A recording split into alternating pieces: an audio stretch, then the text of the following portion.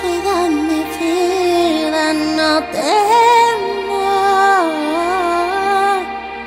Mi Dios cuida mi casa, no temo. Día y noche el Rey abrazará a sus hijos con amor y majestad. Día y noche el Rey abrazará a sus hijos con amor y majestad. No temo.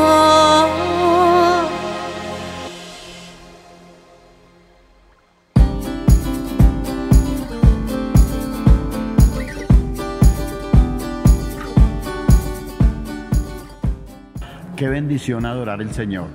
Y ahora vamos a seguir adorándolo con nuestras ofrendas, con nuestros diezmos. Y para esto vamos a mirar Ageo 1:9. Dice así: buscad mucho y halláis poco, y encerráis en casa, y yo lo disiparé en un soplo. ¿Por qué? Dice Jehová de los ejércitos: por cuanto mi casa está desierta, y cada uno de vosotros corre a su propia casa. Amén. Hemos vivido tiempos difíciles frente a esta pandemia, ya un año guardados, y hemos aprendido a convivir en nuestros hogares y nos hemos dado cuenta de las necesidades que tenemos dentro de nuestra casa, ¿sí? Que restaurar la teja que está goteando, que un vidrio que se ha dañado, en fin. Y también venimos de una Semana Santa donde hablamos de resurrección. Entonces, la Biblia nos dice que es un tiempo de restauración y de esta forma debemos restaurar las relaciones con nuestros familiares y amigos, restaurar las relaciones con Dios, las relaciones con nuestra iglesia, todo tipo de relaciones. Pero hay algo bien importante: debemos restaurar también la economía de nuestra iglesia. Y para esto les invito a que hagan sus donaciones y aportes a la cuenta de Davivienda o en Nequi, o si prefieren venir a nuestra iglesia de martes a viernes de 9 a 4 de la tarde, o si prefieren llamar y uno de nuestros colaboradores irá a sus hogares a recoger su donación.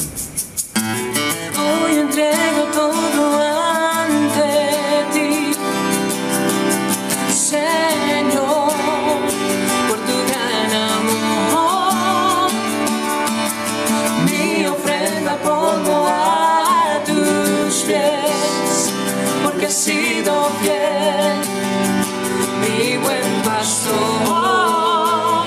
Y traigo mi ofrenda ante ti, ofrezco mi vida, mi sentir. Con tu sacrificio me diste sentido, mi vida cambió.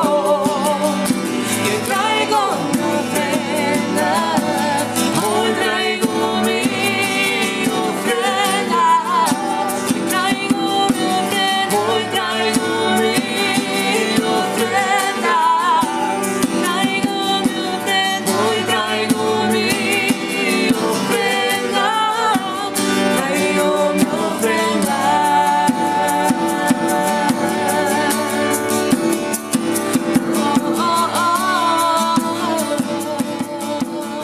Y ahora los invito a escuchar el consejo de Dios por medio de nuestro pastor Jairo Cruz.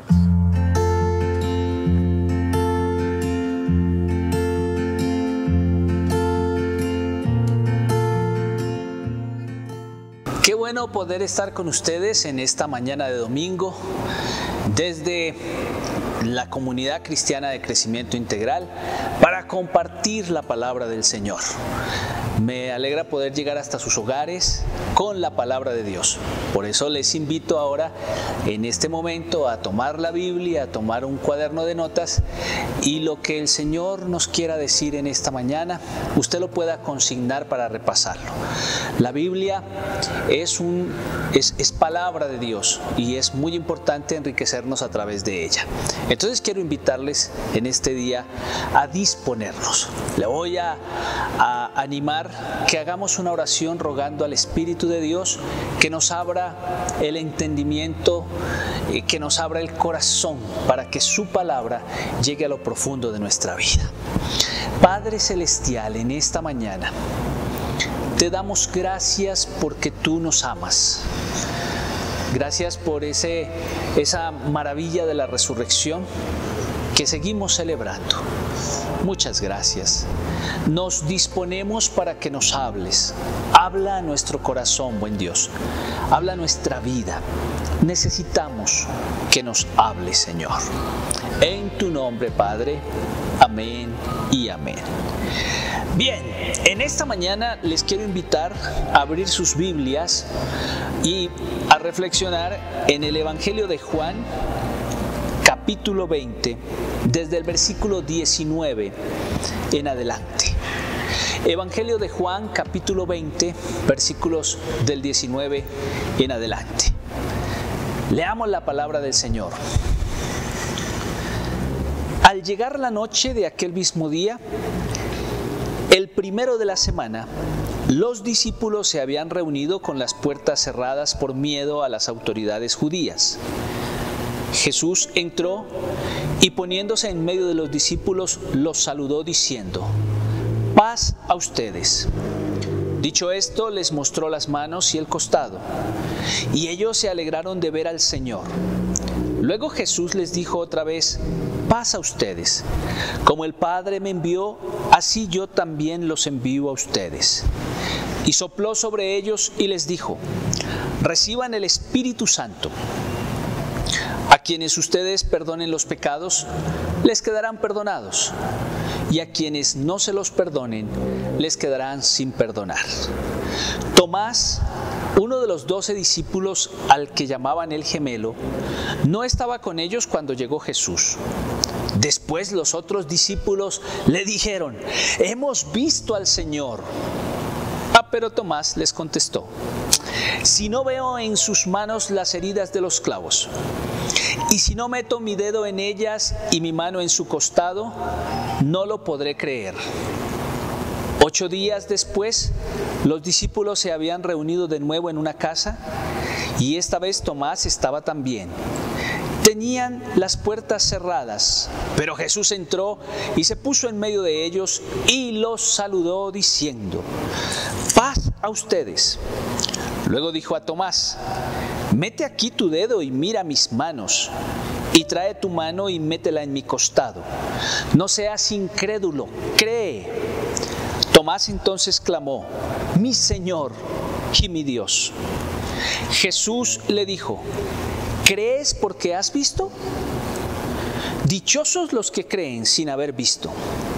Jesús hizo muchas otras señales milagrosas delante de sus discípulos, las cuales no están escritas en este libro.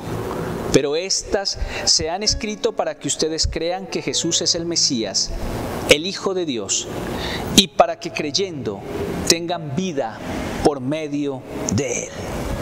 Amén.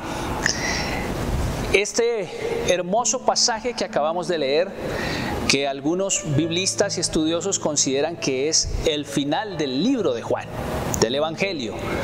Es decir, que lo que viene después puede ser un añadido posterior para los especialistas, independientemente de que sea un añadido o sea un texto literal de Juan. Lo importante es que es palabra de Dios inspirada por el Señor. Y el fragmento que acabamos de mencionar, creo que podríamos dejarlo en 3 secciones.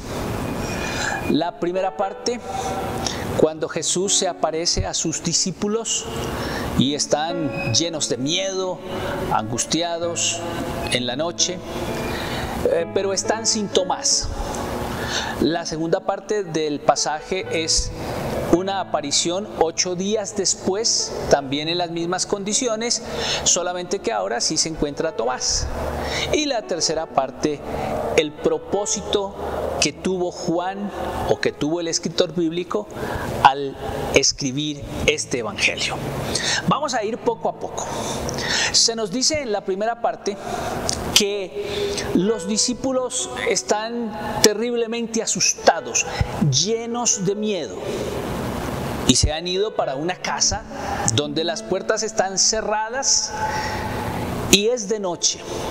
Son dos mezclas bastante complicadas. La primera, pues, es que el Señor Jesús ha sido crucificado, ha sido asesinado vilmente, y ellos están teniendo miedo de correr la misma suerte que corrió Jesús. Aparte de eso, este episodio está de noche, como que estamos llenos de miedo, está de noche, estamos viviendo una crisis bastante fuerte, no nos es fácil la crisis que se está viviendo, y al vivir esa situación, pues se han encerrado. ¿Cuántas veces las crisis nos llegan a la vida? Los problemas nos llegan a nuestra existencia y terminamos encerrados, terminamos en crisis, terminamos con problemas, con las puertas bien cerradas y realmente de noche. No queremos saber absolutamente nada de la vida, nada, absolutamente. Así están los discípulos. Sin embargo, en ese mismo instante, en ese mismo momento, encontramos que aparece Jesús en escena. Un Jesús resucitado, un Jesús distinto, un Jesús que traspasa la puerta del miedo, la puerta que está allí cerrada, que llega en medio de la oscuridad, en la crisis de sus discípulos, y se pone en medio de ellos. Paz a vosotros. No es un saludo cotidiano, no es un saludo común y corriente, como un hola, como un cómo está, cómo van las cosas. No, es una promesa que el Señor les ha hecho a todos sus discípulos acerca de la paz que debe haber en su corazón. Paz a vosotros. Si estamos hablando de eso, entonces quiere decir que aquí hay algo maravilloso, y es que a pesar de las crisis y de los problemas que tenemos, que la vida nos desafía a ellos, pues nos encontramos con un Jesús que nos transmite paz, aun cuando sea de noche, aun cuando estemos llenos de miedo y aunque estemos en medio del fracaso y de las dificultades de la vida.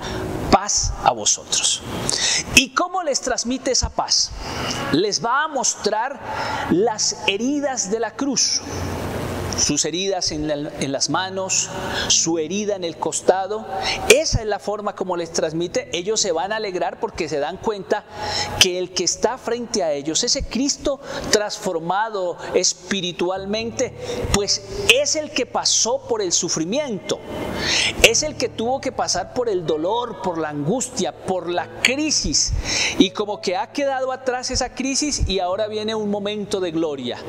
Es decir, pues los momentos de muerte no son para siempre, no son para siempre. Los momentos de dificultad, de crisis, de luchas en la vida no se convierten en momentos para siempre. Tienen que quedar atrás, y quien nos muestra que se pueden vencer es Jesús de Nazaret. Han quedado señales, han quedado heridas, pero ahora estamos viviendo otro momento, y es una palabra muy esperanzadora para sus discípulos. Sus discípulos van a entender, y nosotros también, que la cruz queda atrás, que las heridas a lo mejor de la vida las podemos evidenciar, pero ya no tenemos la tristeza como cuando se pasó por la cruz y la dificultad. En ese momento, el Señor les da una misión, un envío. Y no es cualquier envío, es un envío de la misma naturaleza que Él recibió de su Padre. Porque Él está diciendo, así como el Padre me envió, ahora de la misma manera yo los voy a enviar. Quiere decir que los cristianos no estamos iniciando un ministerio, estamos continuando el ministerio de Jesús, la misión del Señor de compartir el reino de Dios a una humanidad que necesita de Dios, del Señor. Paz a vosotros, así como el Padre me envió, yo los envío a una misión muy fuerte y no nos deja solos para esa misión.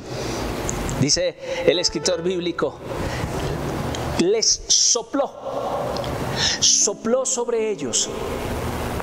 Y ese soplo trae a mi recuerdo el Génesis, donde viene la creación del ser humano, cuando el Señor hizo una especie de muñequito y al hacer el muñequito luego dice la Escritura que sopló aliento de vida. Es como estamos iniciando nuevamente. Cuando lo hace con sus discípulos, lo que estamos diciendo es que el Señor está iniciando nuevamente una nueva creación. Sus discípulos, usted y yo, somos una nueva creación de Dios para compartirle a la humanidad las buenas nuevas. Y aunque hayamos pasado por la noche, por el miedo, por la oscuridad, por el fracaso, su Espíritu nos indica que para nosotros hay esperanza una vez más. ¡Qué maravilla! Ese es nuestro Jesús que nos restaura. Ese es nuestro Señor que nos anima, que nos alienta, que nos da nuevas fuerzas. Ese es el Señor que está con nosotros, que está con usted y que está conmigo, para que a pesar de que en la vida hayamos tenido momentos difíciles, podamos volver a iniciar, porque Él sopla su aliento sobre nosotros. Pero hay una particularidad en el pasaje que estamos leyendo en el día de hoy. La particularidad del día de hoy es que había un discípulo que no estaba, que es Tomás. Yo me imagino el gozo y la alegría con los que los demás fueron a mirar a Tomás y a decirle: Tomás, nos hemos encontrado con el Señor resucitado. Y aparece, como lo dijimos el jueves, el único pecado para el evangelista Juan, o el pecado por excelencia, que es el pecado de la incredulidad. Ya el jueves lo vimos. Si no has visto ese video, vale la pena que lo veas. El jueves vimos que para Juan el pecado fuerte es la incredulidad. Le dice a todos ellos: yo en esto no voy a creer. Si no meto mis dedos en las llagas, en las heridas de Jesús, si no meto mi mano en el costado de Jesús, yo no voy a creer que ustedes se encontraron con Él. Y ahí queda como ese hábito de incredulidad. La verdad es que Tomás es un prototipo de todos ellos. La verdad, porque ninguno de ellos creyó sin ver.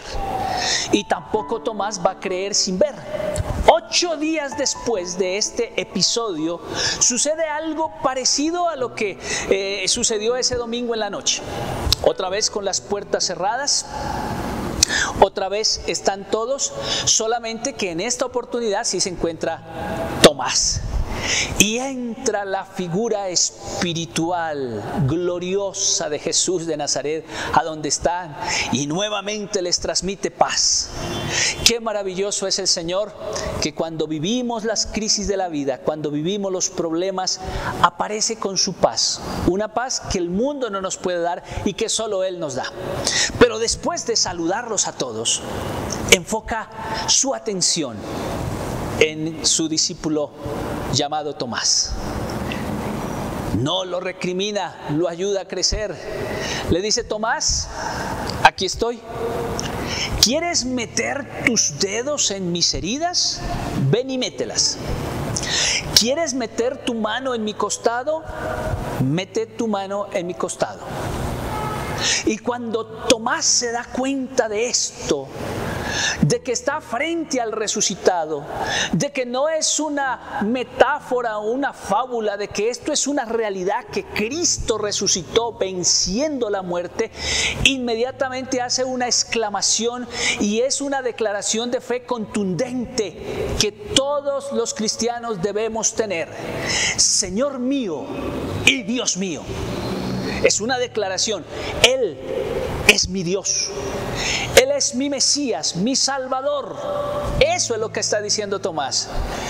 Con esa declaración contundente tenemos que aprender nosotros también que hay una declaración para todo cristiano. Jesús resucitó.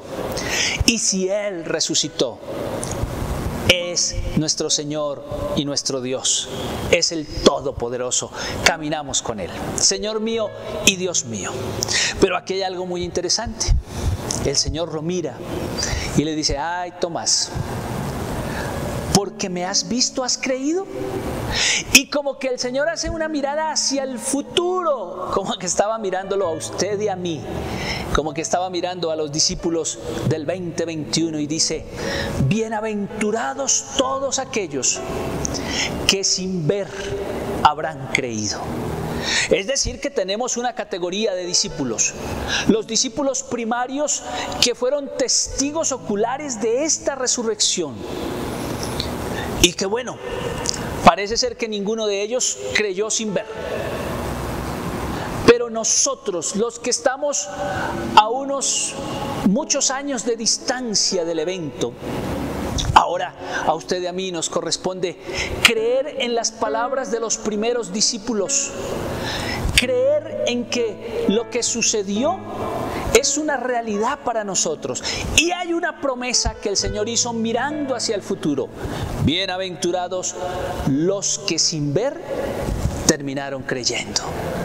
Es decir, cada uno de nosotros no habremos caminado literalmente, físicamente, corporalmente con el Señor Jesucristo, pero es indudable que Él camina con nosotros espiritualmente. No lo ponemos en duda, creemos, y todo aquel que cree en eso, pues tiene una bienaventuranza, y es la salvación que el Señor nos otorga. De esta manera terminan estos dos primeros episodios y el escritor bíblico concluye con una palabra interesante. Mira, Juan no escribió todo lo que Jesús hizo. Incluso tiene una palabra exagerada en algunos momentos, diciendo que si hubiese escrito todo lo que Jesús hizo, no cabrían los libros en la tierra. No, Él no escribió todo. No nos consigna todas las historias y todas las interpretaciones de los primitivos, de la iglesia primitiva, sobre Jesús. Pero lo que escribió en este evangelio sí tiene un propósito muy definido. Por eso escribió sobre la mujer samaritana. Por eso escribió sobre Nicodemo. Por eso escribió sobre el lavatorio de pies en la última cena.